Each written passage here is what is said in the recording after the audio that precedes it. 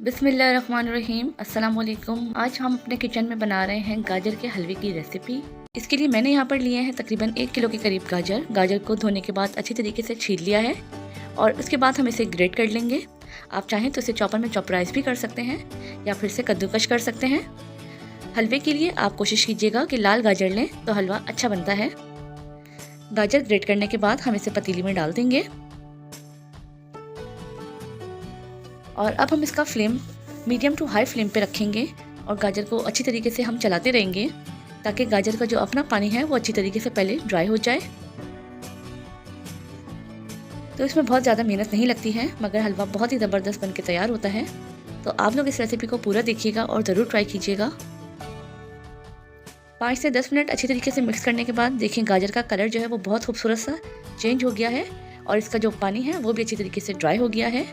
अब हम इसमें ऐड कर देंगे इस स्टेज पे आधा किलो के करीब दूध। यहाँ मैंने 1 किलो गाजर ली है तो दूध मैंने आधा किलो इस्तेमाल किया है और यहाँ पर मैंने तकरीबन 6 से 7 इलायची डाल दी हैं। मैंने इसके छिलके भी डाल दिए हैं। अगर आप चाहें तो सिर्फ इलायची का पाउडर ऐड कर सकते हैं।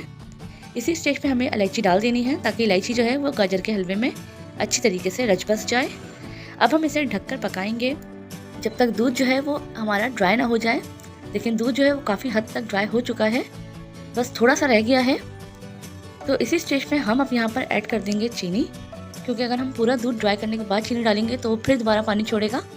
तो इसलिए जब थोड़ा सा दूध रह जाएगा तो इसी स्टेज पे हम ऐड कर देंगे आधा कप के करीब चीनी। अगर आप ज़्यादा मीठा पसंद करते हैं तो आप चीनी की क्वांटिटी को बढ़ा सकते हैं। और चीनी डालने के बाद आप इसे मीडियम टू हाई फ्लेम पे हमें इसको कुक करना है। हमें इसे छोड़ना नहीं है क्योंकि चीनी डालने के बाद हलवा जो है वो लगने लग जाएगा।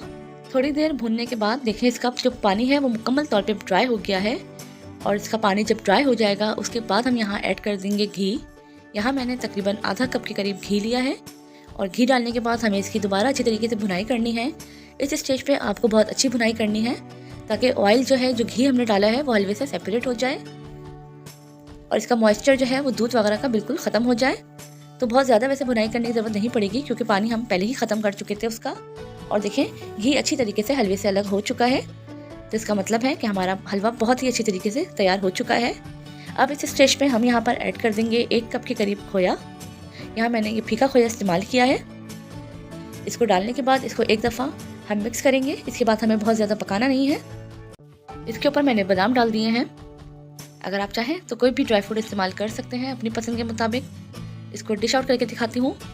बहुत ही ज़बरदस्त रेसिपी है, इसको आप ज़रूर ट्राई कीजिएगा, बहुत पसंद आएगी आपको और बहुत ही झटपट बहुत आसानी से बन जाएगा, ज़्यादा मेहनत नहीं लगेगी।